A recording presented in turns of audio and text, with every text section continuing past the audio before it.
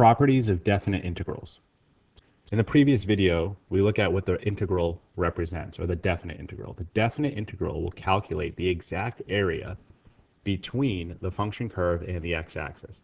And the way that's calculated is by finding the areas of rectangles, and as the number of rectangles that we are adding together to approximate the area approaches infinity along the interval, then we will get an exact representation for the area between the curve and the x-axis. So the limit as n, the number of rectangles approached infinity, of our Riemann sum gave us the definite integral. And let's reintroduce what the definite integral looked like along, say, an interval from a to b. So that elongated s from a to b of our function f of x dx. So let's label this f of x. Now we have multiple properties, 7. The first one is the 0 property. And it says if you integrate from a to a of the function that you're looking at, in this case f of x, this will equal 0. And the reason being, if our upper and lower limit of the integral are the same, we will have not accumulated any area. We haven't moved anywhere along our interval. So we're staying at a, and if you go from a to a, if you look at the picture, there is no area between the curve and the x-axis to calculate. So that's our first property. The second one is additivity.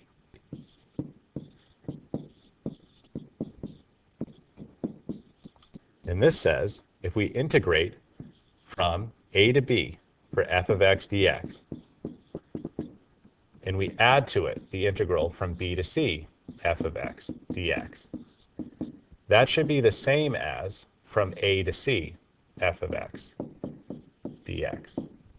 So we can calculate the area from a to b and then from b to c, and then that should be the same thing if I were to calculate the area under the curve between the curve and the x-axis from a to c. So visually that should make sense from the thing I have to the left. But a good thing to note from this property is that while it looks like we can look at two pieces and add them together to get the whole, what you want to understand from this is that you can have an entire integral and split it, so you can work in the reciprocal action to calculate the integral.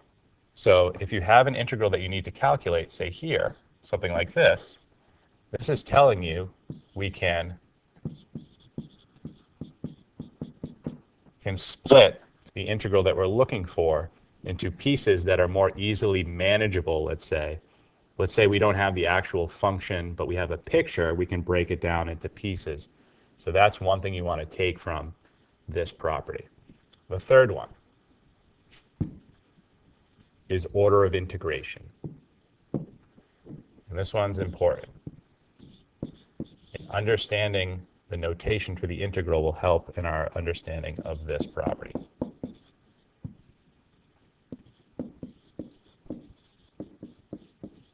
If we are integrating from a to b, f of x dx, and we flip the upper and lower limit, so they were now going from b to a of f of x dx, the integrals, their relation, they should be negated.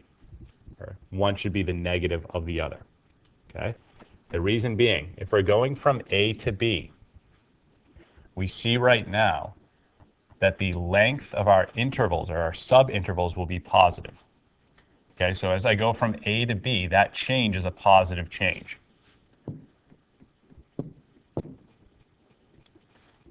So when I go from a to b in this direction, we have a positive change.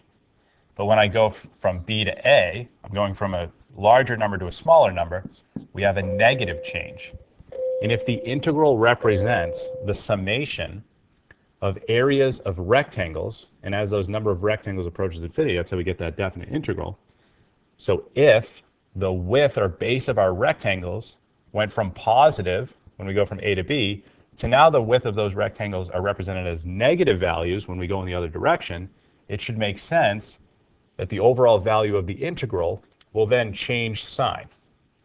So changing the order of integration, think of it like changing the sign of the bases, and that should be evident by the way they are now calculated, and that's why the sign of the integral will change. So just know when you flip the integral, the order of integration, you make the value of the integral the opposite sign. So if it was originally negative, it's now positive. If it's positive, it's now negative.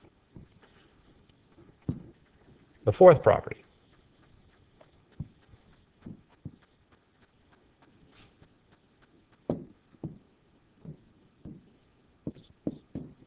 is constant multiples.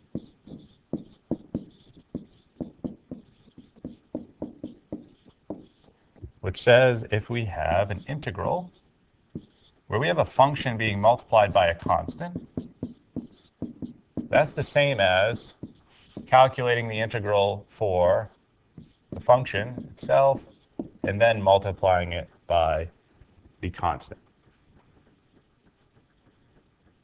So think of that like if I had a rectangle,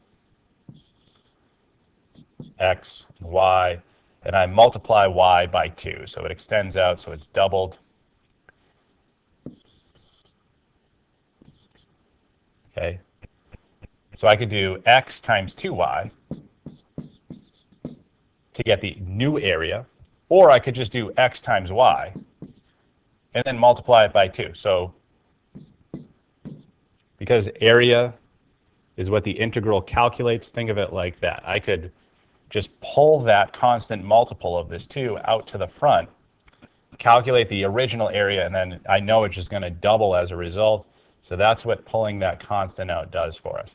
So we can remove a constant multiple from the integral, and it's a useful tool. Most often, the way it's used, I would say, is if there's a negative on the inside in front of the function, people usually pull out a negative in front of the integral, so you don't have to worry about a negative function in there. Sometimes it makes for a cleaner calculation, less room for error.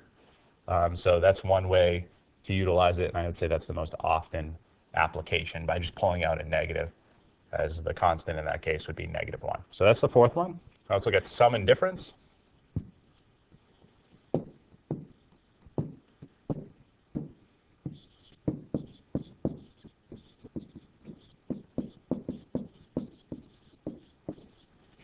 If you have the integral from a to b of f of x, and then plus or minus, it doesn't really matter if it's a plus or a minus.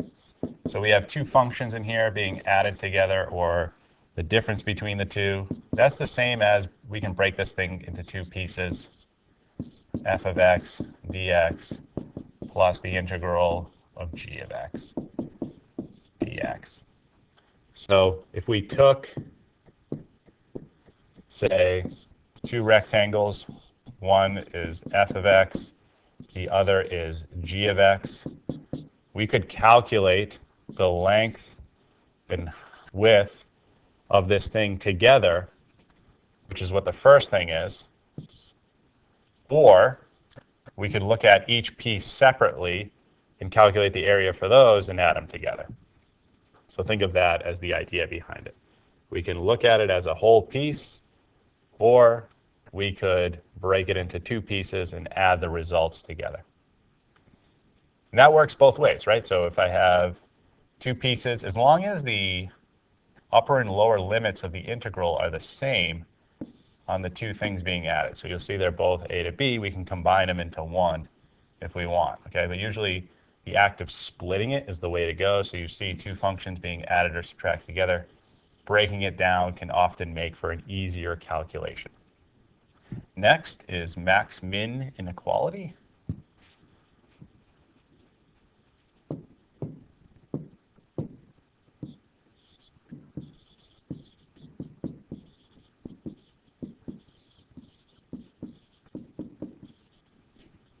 This says for the max of our function f and for the min of our function f on the interval from a to b, then the following inequality should hold.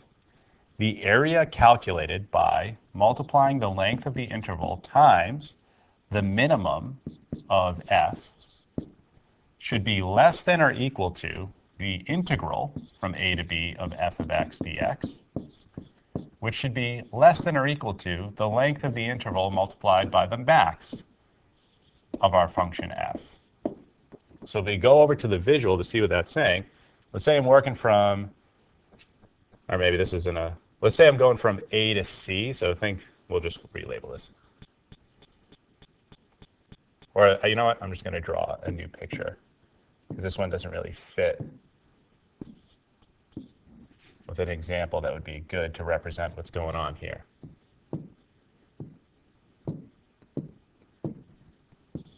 Because I want to talk about area below being negative at the end, but let's say it's something like this.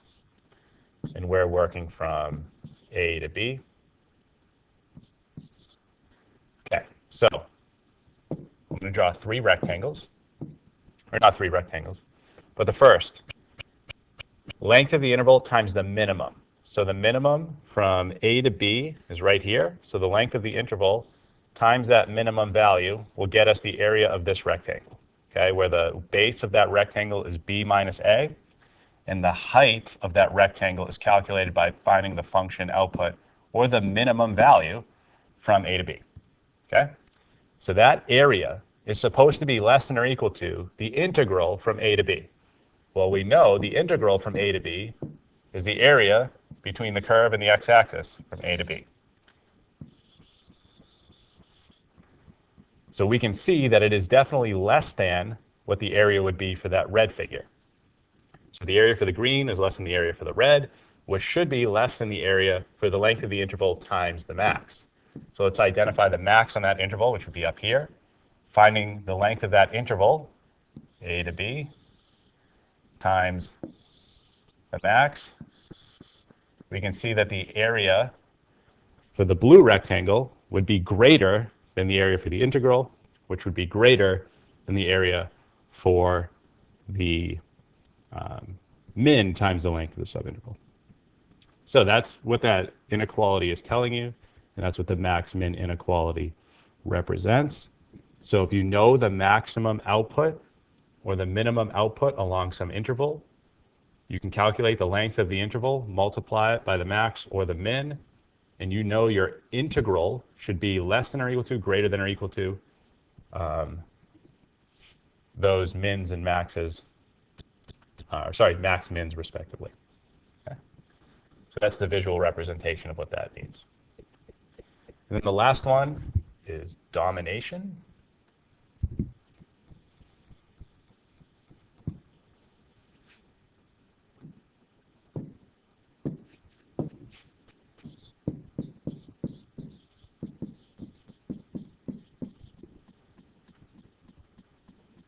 If we have two functions and one is greater than the other,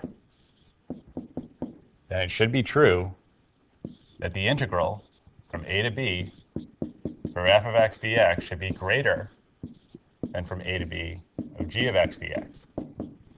Okay? So if one function is greater than another, the value of the integral should be greater for the function that has a larger output than the other one. Okay? And the reason being, if the heights of our rectangles are computed through the function outputs, if the function output is greater for one function in comparison to another, the overall value for the area should also be greater when calculating the definite integral for the function that is larger than the other one. So that's what the domination is saying. So if I put in, we can see function f of x from A to B. If I just drew in g of x from A to B, and we can see that from A to B, f of x is greater than g of x. You can also see that the value of the integral from A to B for f of x would accumulate a larger area than that of f of x, or sorry, g of x. So visually, that's what that last property is saying. Now, how I want to conclude the video is explaining why when area or a function is below the x-axis, it has negative area, and when it's above, it has positive area, and therefore, that will give us a reason or a explanation why the integral is not just the total area between the curve and the x-axis, but rather the net area. So we already know, beating a dead horse here, that the area is calculated through the summation of a number of rectangles as that number approaches infinity. And the rectangles' areas themselves are calculated by finding a base and a height, as you would expect, but the height is the function output. So if we know that the function is above the x-axis, the output is positive.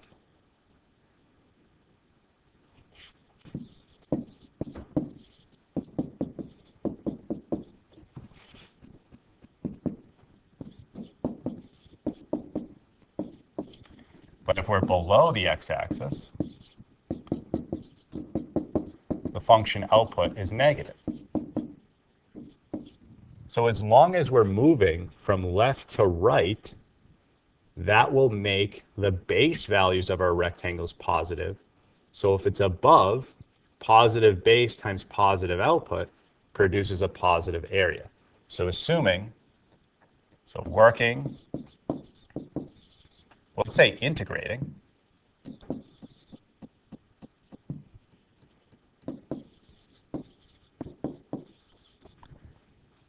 from least to greatest, A to B, where A is less than B. That's how you would interpret this. So this means from A to B, where A is less than B, this we would conclude from this notation, expression, this vocab here, from A to B where A is less than B, that just means visually or directionally from left to right or least to greatest. So if we're integrating from A to B where A is less than B and we're above the x-axis, the output being greater than 0, then we can conclude the area is positive because we have positive base. So let's add that in. That's what this produces. Output positive. So let's say this means positive height.